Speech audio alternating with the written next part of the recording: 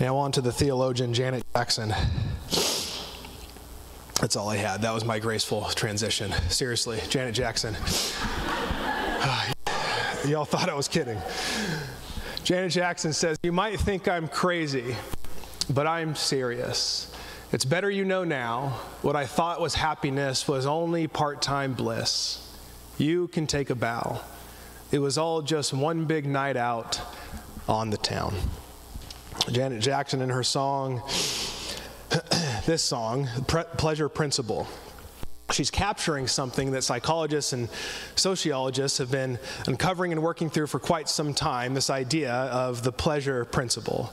That you and I have things inside of us that dictate what we find comfort in, what we find soothing in, what we find a sense of relief in, that oftentimes it's the knee-jerk reaction and it's indicative of our internal desires. And we live in a culture that says follow your heart and will do what pleases you and don't let anyone change you, kind of a thing, that we oftentimes are given permission to do what we think is best in the moment out of a sense of reaction. And oftentimes this is how pleasure works, that we all turn to things for some form of pleasure. And Janet Jackson is saying that this form of pleasure, this one night thing that she had, is just a moment of bliss. And that in that moment of bliss, it does not last. That it goes on. And as we think through the series that we're in right now, Trust Fall, Transformative Actions, what's it called? In Uncertain Times. There you go. We're looking at the world that we live in. I mean, I just cried in front of you for 10 minutes around the uncertainty and the challenge and the conflict and all the hard parts of life. And if we think about all the way to the geopolitical crisis and wars and all the things, to pulling up to a gas pump and can't believe that we're going to put, more gas in our car right now at that cost, that we could all be feeling a sense of uncertainty and a sense of internal and external conflict. And oftentimes we don't know what to do when we just don't know what to do. Now, I don't know about you, but I think COVID and the lockdown and those kind of things were this on display, that there was a sense of restlessness inside. We can go as far to call it an anxiety, depending on how people experienced it. But I don't know about you, but I wanted to find things that could help fill that uncertainty. I mean, you put me late night on a stressful week with a bag of Boom Chicka Pop in front of Netflix, like that is a pleasure for me, and that bag will be gone, and yes, it is the Costco bag. Like, we have so many things, and I don't know what you, is it food? Is it shopping? Is it distraction from work? Is it to escape from town? We can keep going down this list of what are the things that we're finding pleasure in, then to ask the deeper questions of what am I actually trying to fulfill? Can you think about the ways that you tend to find pleasure in this season when things feel uncertain, when things feel hard? Or maybe you have to imagine a time in your life that was very uncertain or very hard. What do we do? If we don't know what to do, what do we do then? Because I guarantee you, me with a bag of Boom Chicka Bop and 6 episodes of David Beckham, whatever it is,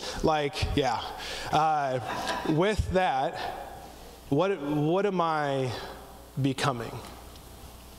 How is that leading to some form of openness to what God might have in the uncertainty? Or is it me trying to numb, to soothe, to escape, to withdraw, that doesn't actually help me enter back in? That doesn't actually, now, that's not against the snacks, the shows, the things. I think we have complete freedom to enjoy ourselves. But are the pleasures that we so naturally seek actually communicating something deeper that we could be paying attention to? And what I want to draw us to this morning is that Jesus offers us practices. I'm just going to say a couple things. I'm actually going to invite someone up to share a little bit about how this has played out in their life in recent weeks. But when we don't know what to do, Jesus has this idea. In Matthew 6, he says, when you fast, do not look somber as the hypocrites do, for they disfigure their faces to show others they are fasting. Truly, I tell you, they have received their reward in full. But when you fast, But when you fast, put oil on your head and wash your face, so that it will not be obvious to others that you are fasting, but only to your Father who is unseen. And your Father, who sees what is done in secret, will reward you. When you're fasting. What's interesting is fasting is never actually commanded in the Scriptures. There is not this. Now, at one point, it got so carried away that you could look at religious writings outside of Scripture, and they literally have to say to people, you can't fast on these days because they were fasting so much. So there was a point at which fasting was culturally, within predominantly Jewish culture, was just happening like crazy. And Jesus enters a time when people fast. And what Jesus never does is say, hey, you know what? You guys should stop fasting because you become hypocritical, because you're doing this for your own sake and blah, blah, blah. He says, when you fast, this is how you should do it. So Jesus comes on the scene like generosity, financial generosity, like the Sabbath that we talked about this last Sunday. Like today, he's assuming that we're doing these things, that we've been invited into a long history of people who fast. Now, when I say fasting, I know that very quickly some things probably pop in your head. Intermittent fasting. Anybody participate a little bit? You have a certain window? I'm the only one? Really? 2? 3? Man, I'm far. Okay, a few of us. Intermittent fasting. Or maybe you do like the sober January, and 21 days, 30 days, whatever it is. Like, it becomes this cultural thing. You have people who are offering juice fasts all the time to cleanse the body, to do. So fasting is a word. And I know that we could also choose things comes the season of Lent, if you ever participate in that. And we're going to give up chocolate. We're going to give up social media. We're going to give, many things like that. There's a difference between abstaining from something and fasting. And so what I'm talking about this morning is actually not eating food. I'll just clearly say that now. I'm not eating food. Now, talk to your doctor, a ton of stuff, okay? I can say all the disclaimers, but what I'm talking about is not eating food. And if you're to think for a second, have you ever fasted? Do you know anyone that has fasted? Short periods of time, long periods of time. I would bet right now that most in this room have not, and you're not alone, and probably don't know many people that do or would. So the clarity is that we're not talking about abstaining from something, we're fasting. I'm going to read off just a couple things, say a quote, and then invite Jennifer up. So real quick, why it's popular, if we actually look at the helpful things about fasting and some of the things it does in our body, increases blood flow, neuroplasticity, decreases anxiety and depression, increases calm well-being, increases interoception, and slows and even proves to show or reverse Alzheimer's. We can keep going down this list that Jesus has continued to assume that people are fasting, something designed by God as we are designed by God, and there actually becomes these health benefits. There's physical things. So what we don't want to do is negate and say it's only spiritual. Also don't want to say that fasting is just physical, that we can actually hold this intention and say that God has created something for us that is good for us. And it makes sense at a physiological basis. I want to work more so into the spiritual side of things. But as we think about that, we think about the popularity of fasting in other ways. St. Basil the Great said this: fasting gives birth to prophets. She strengthens the powerful. Fasting makes lawgivers wise. She is a safeguard for the soul, a steadfast companion for the body, a weapon for the brave, and a discipline for champions. Fasting repels temptations, anoints for godliness. She is a companion for sobriety, the crafter of a sound mind. In wars she fights bravely. In peace she teaches tranquility. Back from about 300 AD, the church fathers saw that fasting was a powerful way in connecting with God and being a part of his redemptive story in our world, beyond the neurological, the physiological benefits that it has. They see fasting as a way forward for us to continue to live in this world. So what I'm going to invite Jennifer Endicott up. Can we welcome her, please? She didn't know I was going to do this, so extra courage. I'm kidding. We've talked.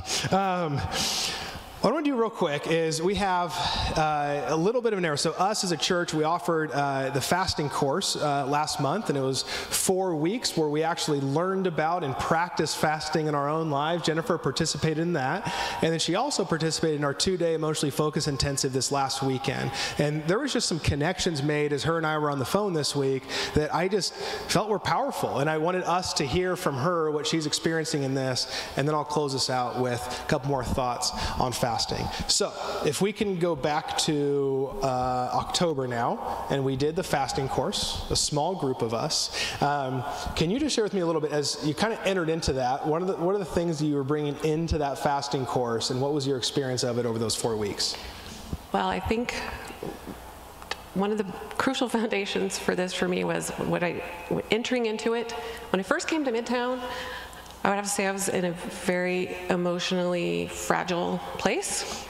And I thought, okay, I'm going to come to church, but I'm going to hide in the back and wallow in my emotions, and maybe God will fix me, and then I can participate in some things. I did not want to join any groups, but you guys are kind of hard to resist. Everybody's very authentic and welcoming, so thank you for that. So I joined the Emotionally Healthy Spirituality class. That was my first one. I'm like, yeah, I have some emotional work to do. I'll do that. So I did that, and in that was an introduction to spiritual disciplines in a kind of a vague way. It kind of started with solitude. And in my upbringing or my spiritual history, the spiritual disciplines to me feel law-driven. They feel punitive and law-driven, and something that we do out of obedience and to demonstrate our faithfulness to God as an obedience activity that we do. And I'm a little rebellious. So I feel like I have pushed away from some of these things that I feel are law-driven. I want to live in the camp of Jesus. I want to live in grace and mercy and forgiveness and love and all the good feels of Jesus. And went a little bit into the solitude and was like, okay, this feels very different than what I'm used to. I'm gonna look into these spiritual disciplines a little bit more as they come up in your cycles of classes. I did not think the fasting would be the first one that came up. So I was like, okay, I'll do it. So still kind of went into it. I'm doing this emotional work over here, and then there's the spiritual disciplines over here, and I'm kind of trying to take a little bit different look at the spiritual disciplines. And what happened in the fasting class, I did not anticipate happening. It was very similar to what happened to me in solitude. I started out feeling very uncomfortable, physically uncomfortable. Became very self-aware. First, I was aware that I was very hungry. And my body's uncomfortable. My stomach is growling. I feel a little weak. I feel a little not very good. And during that first part and all throughout, I was aware that I was doing this for a spiritual reason. And so I felt myself connecting with God. Ooh, I'm hungry. I don't feel very good. This is an awkward feeling. And then it transitioned into, the longer I did it, transitioned into, I'm past that part. I'm not really hungry, but I want to eat. I want to eat because I want to soothe my feelings, because I want to reward myself, because I'm bored, because I'm anxious, because this is the time that I always eat, and this is what I do to decompress or whatever. I became very aware of myself emotionally. And then something else happened. As I got farther into it, I started to experience this overwhelming sense of clarity and calm, and I wasn't hungry anymore. I felt very in touch with my senses, with my emotions, with my feelings, and I felt very connected to God and felt like I was experiencing Him in a different way than I had before. And still not clicking here, doing emotional work over here, spiritual disciplines over here. And then really was hesitant to do the emotionally focused intensive last weekend, yeah. And thinking, God, I don't want to go into this and leave more vulnerable. I don't want to go in and do more self-discovery and just realize all these things about myself with no tools. Like, God gave me some tools. God gave me some tools. Because I'm living over here, right? And this is separate. And I go into the emotionally focused, of course, self-discovery. And I realized through that process that some of my early foundation experiences led me to be fearful of God in the sense of God the Father. God, Jesus, God, is my Savior and my friend and my comfort and my freedom. God the Father is kind of scary. And I feel like I can't do enough. Like I can't do it well enough. I can't do it correctly. And if I try spiritual formations, if I try my quiet time with God and my devotions and fasting and Sabbath, I can only do it for a short time, and then I get distracted or I fail. And so I'm not demonstrating my faithfulness to God. And so I'm just going to push away from these law-driven things. And connected that to my own father and my own narratives about life and about God that I developed through these early formative years. And up until like right to the end of the weekend, I was still like, okay, I'm realizing that I have put this like narrative on God that is not serving me, and it's not true, it's not accurate, but I still need tools. God, I need tools. And I feel like he just took this shield off my eyes, and I was like, it's the spiritual disciplines. Like, how do I experience God? I'm like, tell him I need the words, or I can't just stop being anxious, or I can't just stop this behavior. Like, I need tools. And through those spiritual disciplines and kind of starting those practices, I realized I was experiencing a God that doesn't match that early narrative, that this was a new way of experiencing God. And that if God designed these disciplines as, yes, it is a demonstration of your faithfulness, and yes, it's a demonstration of obedience, but he's so smart. Like, he's so smart, right? Because when you engage in those, he interacts with you, and you get to experience him in a way that's not just knowledge of him, but knowledge like experiential with him that changes you. And I just was like, oh my gosh, it's the spiritual disciplines. And I feel like this door opened. I remember when I first met Jesus, and I remember feeling so excited and so much freedom and so thankful. And I feel like I just met God, the Father, like in a different way. And it was very powerful for me. I felt it was very transformative. Phew. But I feel like I just opened this door, and there's this banquet of these foods that I didn't even know were there. And I can't wait to continue to try them. I'm not good at it yet. I'm still learning. I'm a wee child in the spiritual disciplines, but I'm so excited about this and just making that connection. So I never thought it would come out of the fasting class of all of them, but I'm really thankful. So that's kind of my powerful. Story. Thank you for sharing that. Good job.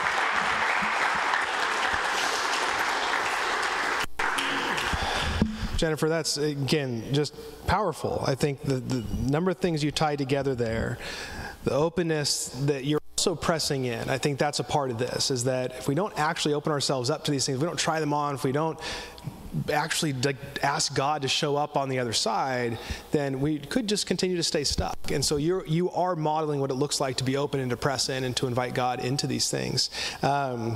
I just thought her story was so powerful, tying together some of the practice stuff we're doing with the emotionally focused intensive that we led that last weekend, and how even the practices that we find ourselves in today can also be attached to the way in which we relate to God and others from early formations that we all have in so many ways. And so how can we keep uncovering those? I'm just going to read a couple things, and we're going to stand and move into the community. I'm actually going to start inviting the worship team forward. So real quick, Jennifer named some awareness stuff in there that started to happen through fasting. So Vince, if we could pull up that next slide, I'll rattle through this one. Here's a few things that happens when we're actually abstaining from food, and or if we're fasting from food. The difference from abstaining from something is we don't often replace it with something, but fasting is to actually not eat to then replace with prayer. So we're actually saying along the way, every time I'm reminded of how hungry I am going to pray. That could look like one word, that could look like prayers on your knees, I don't know. But here's some things that's happening. That we're actually being weaned off of our pleasure principle. Now, I named some fun ones earlier, but the reality is that we all seek pleasure in also just habitual ways that aren't helpful. It might be the liquor cabinet. It might be moments of rage or manipulation. It might be online shopping. It might be food. It might be the adult website. It might be lying. I mean, like you just keep going through it. We tend to move towards things that the world offers us so quickly to try to gain this sense of belonging and union with God. Union with Jesus, to feel whole, to feel a sense of meaning and a sense of purpose. And fasting to say, no, I'm actually choosing to resist something for the sake of being closer to God. Over time, not right away, over time, the idea is that we're actually weaning ourselves from the pleasures that we so readily give ourselves to when we're actually longing for something deeper. It's revealing what's actually in our heart, and then reordering our desires. Dallas Willard says that our wanter is broken. Our wanter is broken. We think we want something and it's going to help us, but really our wanter is oftentimes just broken. And the things that we want are the things that are actually for us or most helpful. And we're actually creating space to draw on the power of God to overcome sin. The things that we keep doing that we don't want to do anymore that are causing separation with God, with ourselves, and with others. And fasting is a way to create space to say, God, I want to create more space for you. Over and over. So if you imagine right now, if you did this weekly, even if you just skipped a meal a week, and you said, man, in these 2 or 3 hour window between my meals, I'm not going to eat this one, and every time I'm hungry, I'm just going to pray. There might be something specific you're praying for in your life. There might be a habitual sin that you want to be broken off. It might just be simply that you're asking more of God. Do you imagine what would happen in your life over time, even from that? And then what if you extended that and said, man, I'm going to actually go sundown to sundown, or sun up to sundown, and one day a week. And then moving towards maybe even joining the early church, who would change from the Judaism way of Mondays and Thursdays to they would fast on Wednesdays and Fridays. To follow the line of the death, the burial, and the resurrection of Jesus, to come in touch with the pain and the reality of sin and brokenness, but to come out on the other side with hope and life and power every week, coming in touch with that. Do you imagine a group of people doing that together over and over again? The other things that just start to transform naturally in your life because of this keystone habit, to say, this practice. Because I don't know about you, but as we open ourselves to this, we become a people that God can work through. Why don't we stand together? Here's one more slide of why do we fast?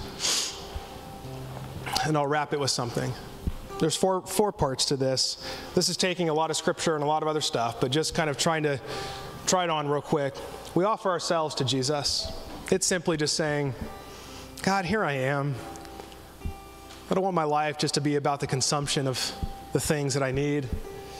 It's to grow in holiness, to actually becoming someone that is open to pushing out destructive patterns and behaviors in our lives, to actually connect more and depend more on God, to amplify our prayers.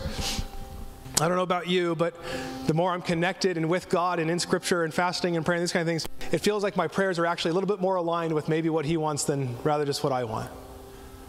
And that we can actually be more in touch again with the pain and the realities around us and know what to pray for. And lastly, to stand with the poor.